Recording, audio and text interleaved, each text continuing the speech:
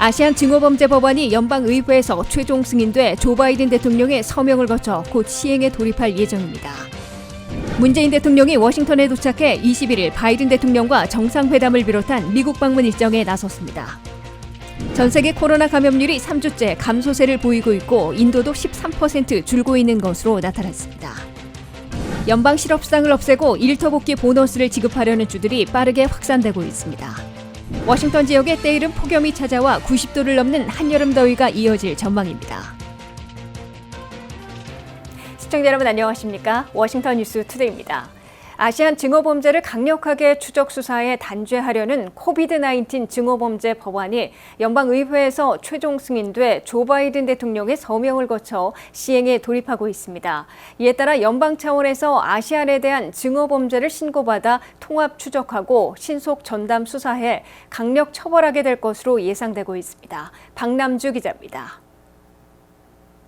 애틀란타 총격 사건으로 한인 여성 4명 등 아시아계가 대거 희생되는 등 아시아 증오범죄가 기승을 부리자 워싱턴 정치권이 새로운 아시아 증오범죄법을 압도적 초당적 지지로 최종 가결해 강력한 추적 수사와 단죄에 나섰습니다.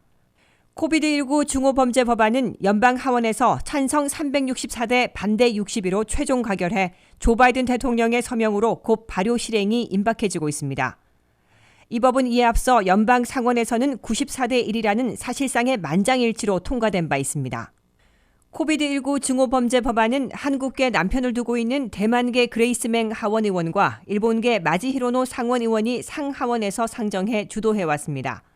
민주당의 낸시 펠로시 하원 의장과 이 법을 주도한 그레이스맹 하원 의원은 워싱턴 정치권의 이번 조치로 아태계 시민들에 대한 인종 편견과 혐오에 의한 공격을 중지시키는 데 도움이 될 것이라고 강조했습니다.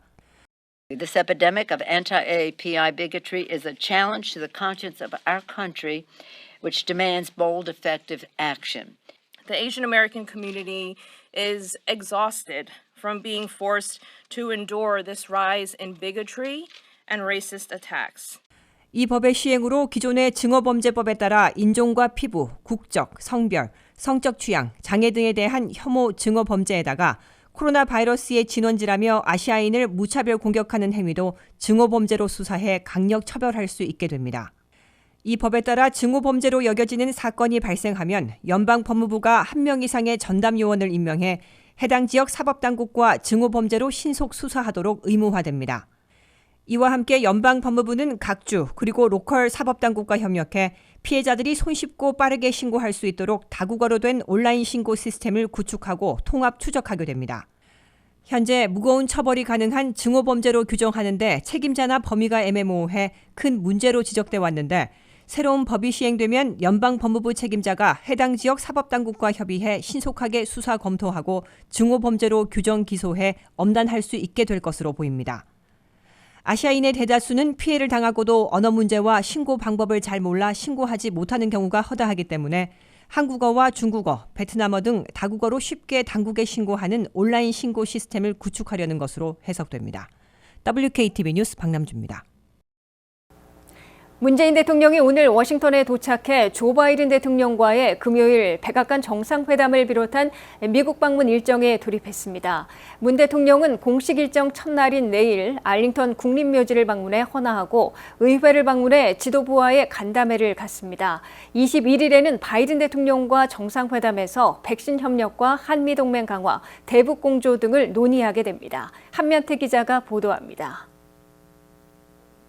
문재인 대통령이 워싱턴에 도착해 3박 4일간의 미국 실무 방문에 나섰습니다. 임기를 1년도 채 남겨두지 않은 문재인 대통령은 취임한 지 100일을 갓 넘긴 조 바이든 대통령과 금요일 첫 백악관 한미 정상회담을 갖습니다.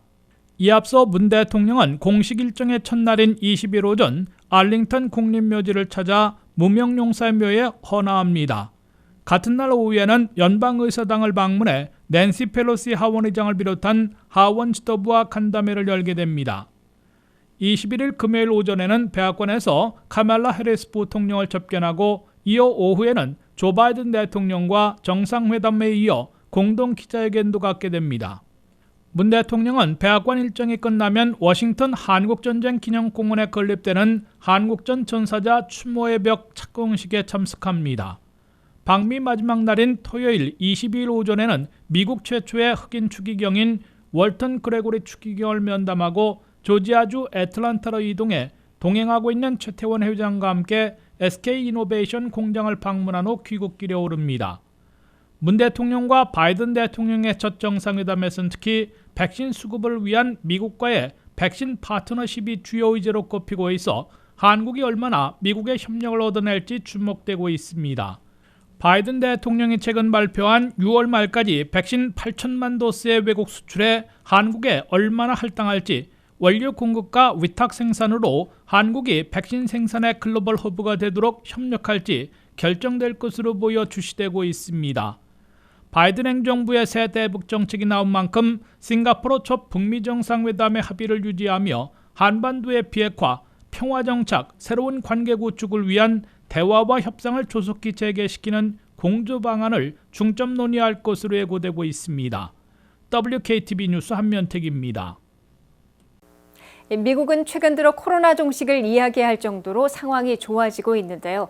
그동안 인도를 비롯한 다른 나라들은 사정이 많이 달랐습니다. 하지만 전 세계 코로나19 감염률이 3주째 감소세라는 세계보건기구의 발표가 나오면서 상황이 좋아지고 있다는 분석이 조심스럽게 나오고 있습니다.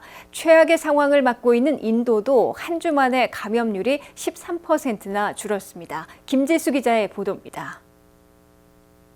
전 세계 코로나19 감염자 수가 3주째 줄고 있습니다. 세계보건기구 WHO에 따르면 아직도 감염률이 높긴 하지만 전 세계 코로나19 감염자 수가 3주째 줄고 있고 이번 주만 총 12%, 480만 건이 감소했다고 밝혔습니다. 그중 유럽은 26%나 감소해 가장 가파른 하락세를 보였습니다. 이 같은 감소율은 4월 정점 대비 최대폭입니다. 재앙에 가까운 코로나19 상황을 보이고 있는 인도도 이번 주에는 신규 확진자가 13%나 줄었습니다. 하지만 이번 주에만 230만 명이 추가로 확진돼 안정세를 찾기까지는 아직 갈 길이 멀어 보입니다. 전 세계 신규 확진자 감소율에도 불구하고 브라질의 경우 감염률이 오히려 3% 늘었습니다. 신규 확진자가 가장 많은 나라는 1위 인도, 2위 브라질, 3위 아르헨티나 순입니다. 미국과 프랑스도 각각 4위와 5위에 올랐습니다. 미국의 코로나19 상황이 최근 들어 급격히 좋아지고는 있지만 누적 확진자와 사망자 세계 1위는 여전히 미국입니다. 현재까지 누적 확진자 상위 5개 국가는 미국과 인도, 브라질과 프랑스, 그리고 터키입니다. 사망자를 가장 많이 낸 국가는 미국과 브라질, 인도, 멕시코, 그리고 영국 순입니다. 미국의 누적 사망자 수는 60만 명을 넘어서는 60만 1,300명을 기록하고 있습니다. 이런 가운데 질병통제예방센터 CDC는 향후 4주간 미국의 신규 감염률은 물론 입원율과 사망률도 꾸준히 감소할 것으로 내다보고 있습니다. 코로나19로 세계에서 가장 큰 타격을 입었던 미국이 백신의 영향으로 긴 터널을 빠져나오고는 있지만 전 세계 코로나19 상황이 비슷한 시기에 호전되지 않고서는 미국의 코로나19 종식도 없다는 게 전문가들의 의견입니다. WKTV 뉴스 김지수입니다. 한 주에 $300인 연방 실업수당을 중단하는 주 지역들이 전체의 절반으로 급속히 확산되고 대신 일터벗기 보너스로 $1,200에서 $2,000나 지급하려는 각 주들도 빠르게 늘고 있습니다. 연방 실업수당을 두세 달 일찍 중단하고 대신 일터벗기 보너스 제공으로 대체하고 있어 연방 차원에서 9월 6일 이후에 실업수당 연장은 어려워지고 보너스 제공으로 대체될 가능성이 거론되고 있습니다. 보도에 한면택 기자입니다. 실업수당 때문에 일터벗기 거부라는 부작용을 초래하고 있다고 주장하는 공화당 소속 주지사들이 속속 연방 실업수당을 조기 종료하고 대신 일터벗기 보너스를 지급하고 나섰습니다.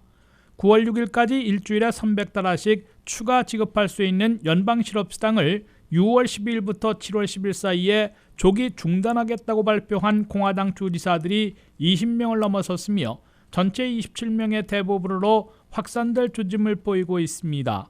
연방 실업수당을 조기 중단하는 대신 일터에 복귀하는 실직자들에게 $1,200, 많게는 $2,000의 보너스를 지급하겠다고 발표한 공화당 주지사들이 3명으로 늘어났고 계속 확산될 것으로 보입니다. 애리조나는 연방 실업수당을 7월 10일부터 중단하는 대신 일터 복귀 실직자들에게 풀타임으로 10주를 계속 일하면 $2,000의 보너스를 지급하겠다고 발표했습니다. 이들 공화당 주지사들은 연방 실업수당 $300를 없애는 대신에 한 달 내지 6주치를 한 번의 일터벗기 보너스로 대체하려는 것으로 해석됩니다. 민주당 소속 주지사가 이끄는 커네티컷은 연방 실업수당을 중단하지 않고도 일자리를 다시 잡은 실직자들이 풀타임으로 8주를 일하면 $1,000의 보너스를 제공키로 했습니다.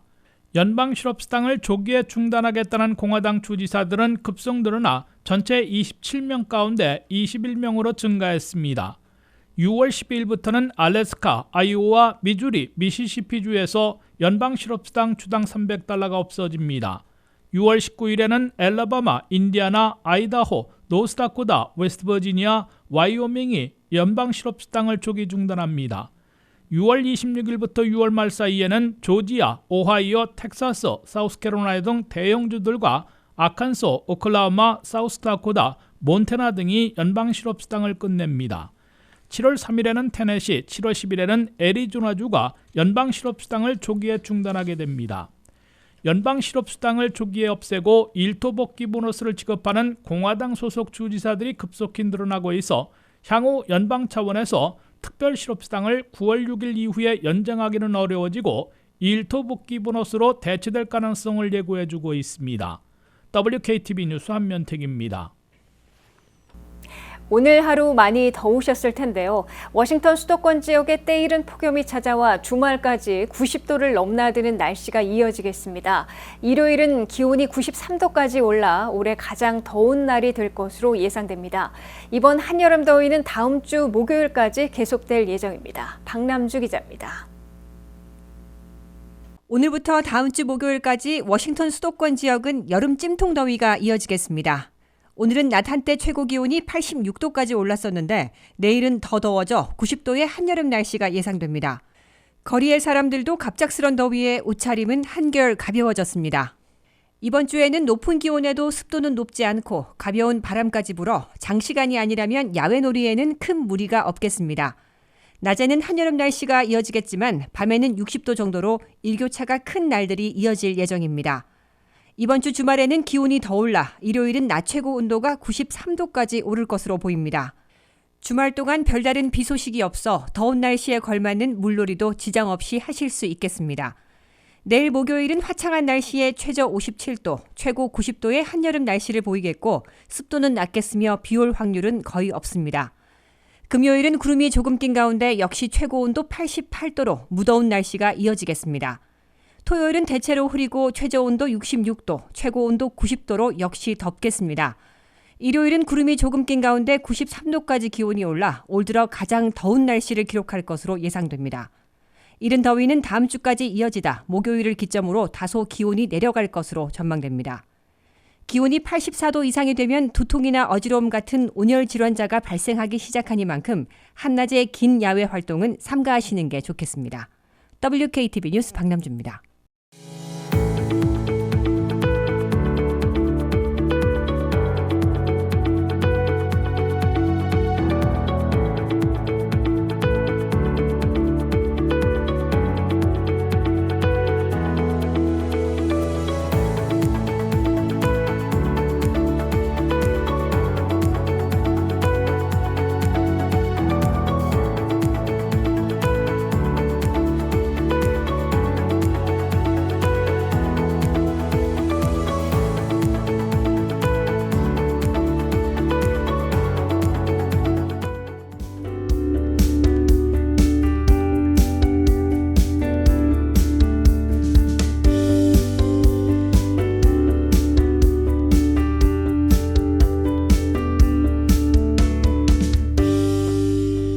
이상으로 워싱턴 뉴스투데이를 마치겠습니다. 시청해주신 여러분 고맙습니다.